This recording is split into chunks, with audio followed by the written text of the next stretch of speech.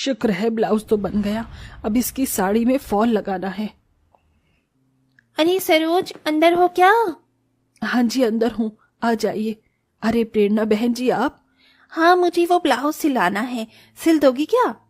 माफ कीजिए प्रेरणा जी, अभी 2-4 दिन कुछ सिल नहीं पाऊंगी क्योंकि मेरे 5 बेटों की शादी है। आप टेलर से सिलवा लो। ना री बाबा ना, ये टेलर वाले तो मेरी महंगी साड़ी का सत्यानाश मार देंगे। एक नहीं 2 बार ब्लाउज बिगाड़ दिया था। कोई बात नहीं, शादी से निपट जाओ तब सिल देना। वैसे बहू लाने वाली हो, थोड़ा घर को रंग पेंट तो करवा लेती। देखो देखो कितनी फीकी फीकी दीवारें लग रही हैं, खंडहर जैसी। प्रेरणा की टोंटबाजी वाली बातें बूढ़ी सरोज के दिल में चुभ जाती हैं। 2 दिन बाद वो अपनी बेटों की शादी करके 5 बहू लाती है। मधु, रुचि, दीपा, अनुराधा और कुसुम बहू, अपने दाहिने पैर से कलश गिराकर पैर रखो। जी माँ। हम 5 को अपना आशीर्वाद दीजिए माँ जी, ताकि हम अपनी पूरी जिंदगी आपकी बहू होने का कर्तव्य निभाएं। खूब खुश रहो मेरे घर की लक्ष्मी हो, सदा सुहागन रहो। इच्छा तो ये थी कि अपनी 5 बहुओं के लिए 5 कमरे बनवाऊंगी, लेकिन इस गरीबी में 2 टाइम की रोटी खाने के बाद कुछ भी नहीं बचता। माँ जी, हम इसमें भी खुश हैं, आपको दिल छोटा करने की जरूरत नहीं है। 5 बहुएं उस छोटी सी जगह में खुद को ढाल लेती हैं। सरोज उन्हें अपनी बनाई साड़ी देती है। ये लो बहू, मेरे पास देने को कोई सोने हीरे के जेवर तो नहीं, हाँ पर बड़े प्यार से ये एक साड़ी बनाई थी, 5 बारी बारी से पहन लेना। धन्यवाद माँ जी। गुजरते समय के साथ 5 बहू की शादी को कुछ वक्त हो जाता है और अब गर्मी बढ़ने लगती है। शुक्र है टाइम से रोटी पानी बन गया। दीपा, हम 5 के पतियों को रोटी कर दो और थोड़ी थोड़ी दही डाल देना, सब्जी तो है नहीं। जी अच्छा जेठानी जी। जैसे ही दीपा दही की मटकी पर से ढक्कन हटाती है तो खट्टी दुर्गंध पूरे घर में फैल जाती है और दीपा बाहर जाके उल्टी करने लगती है। अरे छोटी बहू उल्टी क्यों कर रही है, ठीक तो है? इतने में कुसुम और मधु का भी जी मिचलाने लगता है और वो भी उल्टी करती है। हाय राम, अब इन दोनों को क्या हो गया? ये लो पानी पियो, तुम तीनों ठीक तो हो?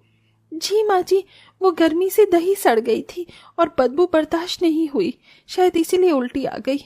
लेकिन गुजरते दिन में भी तीनों उल्टी पर उल्टी करती हैं।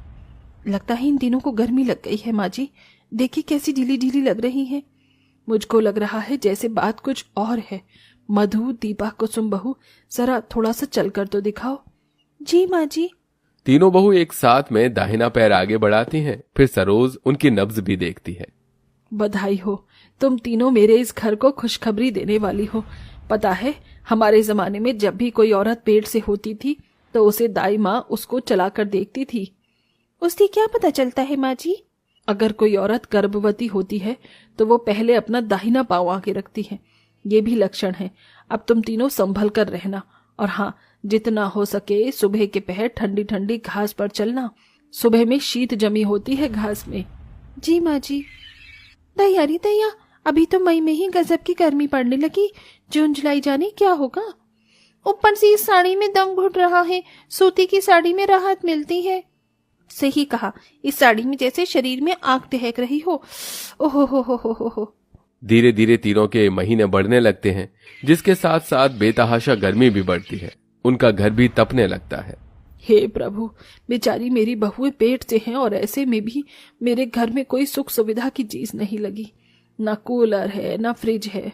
बेचारी बहुएं रात भर तपती जमीन में सोती हैं। अपनी बहुओं की परेशानी सरोज से देखी नहीं जाती तो वो घर के बाहर आके रोने लगती है। हे भगवान, बहुत प्यास लगी है, लेकिन पानी भी उबल रहा है। इस गर्मी में हम 5 गरीब बहू को तो एक गिलास ठंडे पानी की भी आस नहीं। लाओ दीदी, मैं पानी लेके आती हूँ। नहीं बहू, तुम 5 घर में ही रहो, बाहर बहुत लू चल रही है और धूप भी है, मैं लाती हूँ पानी।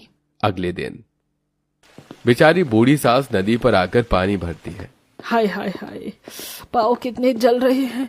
अभी तो घर भी दूर पड़ा है, थोड़ी देर इस पेड़ की छांव में घास पर बैठ जाती हूँ। घास में बैठकर सरोज सोचने लगती है। उसकी बूढ़ी आंखों के आगे बार बार उसकी 5 बहुओं का गर्मी से परेशान चेहरा आता है। बेचारी मेरी बहुएं फटी पुरानी साड़ी पहनती हैं, काश कि मैं उनके लिए साड़ी बनाती। काफी देर हो गई, अब मुझे घर जाना चाहिए। तभी रास्ते के बीचों बीच उसे गाय गर्मी से बेहाल दिखती है, जो कि जोर जोर से हाँफ भी रही थी। हे प्रभु, इस गर्मी ने तो इस बेचारी बेजुबान जानवर की भी क्या से क्या हालत कर दी। लगता है ये प्यासी है। ये लो पानी पियो। बूढ़ी सरोज उस गाय को तब तक मटका भर भर के पानी पिलाती है जब तक उसकी प्यास नहीं बुझती। फिर उसे प्यार से सहलाकर घर आ जाती है। वो गाय भी उसके पीछे पीछे आ जाती है। अरे ये घर के बाहर गाय किसकी बैठी है? तू यहाँ तक आ गई? अरे बहू, ये मुझको बीच रास्ते में अधमरी मिली थी, प्यासी थी तो पानी पिला दिया। कोई नहीं, हम इसे रख लेते हैं। 1-2 रोटी ही खाएगी, अपने हिस्से में से डाल ही देंगे। सरोज अब रोज उस गाय को खिलाने के लिए जंगल से हरी हरी घास काट कर लाती और उसे खिलाती। अब जैसे बूढ़ी सरोज का उस गाय से अलग नाता बन गया था। मगर एक दिन भयंकर चक्रवाती तूफान आता है, जिससे उनके घर की दीवार गिर जाती है और घर टूटकर तिनका तिनका हो जाता है। हे भगवान, अरे इस गर्मी के मौसम ने क्या कम सताया हुआ था कि तूने अब एक और जुल्म ढा दिया। माँ जी, बहुत लू लग रही है। हाँ, अब तो घर भी नहीं बचा। लगता है हमारा दम ही ना निकल जाए। शुभ शुभ बोलो बहू। पांचों गर्मी से अपना शरीर खुजाने लगती हैं, जिससे हाथ पैरों में जख्म बन जाते हैं। ऐसा बेबसी भरा पल देख उस गरीब सास के दिल पर पहाड़ टूट रहा था। सरोज उन्हें छांव देने के लिए बहुत जतन करती है। 2 दिन गुजर जाते हैं, तभी गाय का खूंटा खोलते हुए वो कहती है, जाओ गौ माता, मुझे क्षमा करना। मैं तुम्हें जाने को कह रही हूँ, लेकिन हमारा अपना ही कोई ठिकाना नहीं। माँ, मैं तुम्हें छोड़कर नहीं जाऊंगी। तुम चिंता मत करो, मैं तुम्हारे सारे दुख दूर कर दूंगी। गाय को बोलते देखकर वो अचंभित होती है। अरे बहू, मैंने सही सुना या मेरे कान बज रहे हैं? ये गाय माता बोल सकती है? हाँ माँ जी, ये बोल सकती हैं, क्योंकि मैं जादुई गाय। मेरी माँ इसी गर्मी में प्यासी मर गई थी और उस दिन मैं भी मर जाती अगर तुम मुझे पानी नहीं पिलाती। जन्म देने वाली से पालने वाली माँ बड़ी होती है, इसीलिए अब तुम्हारा दुख मेरा दुख है। तभी गाय की आंखों से एक रोशनी निकलकर घास में समा जाती है। ये लो, मैंने इस घास को जादुई घास बना दिया है। तुम इसी से अपना घर बनाओ। पर घास का घर तो टिकेगा भी नहीं। देखा था ना कैसे तूफान हमारा घर तिनकों की तरह उड़ा ले गया था। मैं जानती हूँ, पर ये जादुई घास है। इस घर की नींव को कोई आंधी तूफान नहीं हिला पाएगी। फिर तो अभी से ही घर बनाना शुरू करते हैं।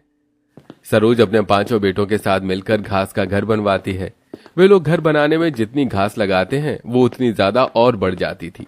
घास के उस घर में दरवाजे, खिड़कियां, आंगन सब निकलता है। आओ मेरे घर की लक्ष्मियों, इस घास घर में तुम्हारे एक और बार स्वागत है। आहा, इस घास घर में कितनी ज्यादा ठंडक है। ऐसा लग रहा है फागुन का मौसम छाया है।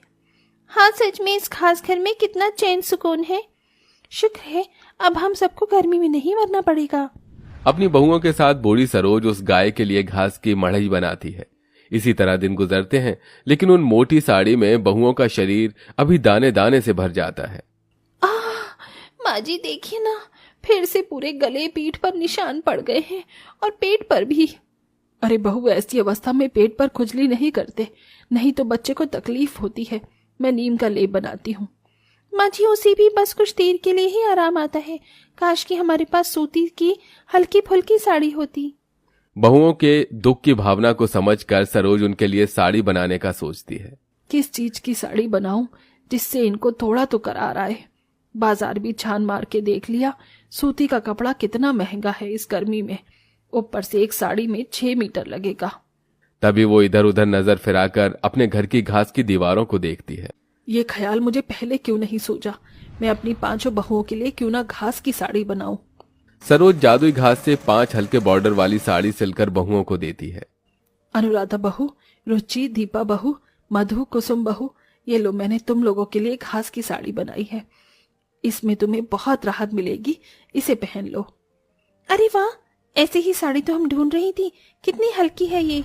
हाँ, ये साड़ी शरीर पर पहन लो तो पता भी नहीं लगेगा और गर्मी तो छूमंतर हो जाएगी, इतनी नरम मुलायम जो है। धन्यवाद माँ जी इस तोहफे के लिए।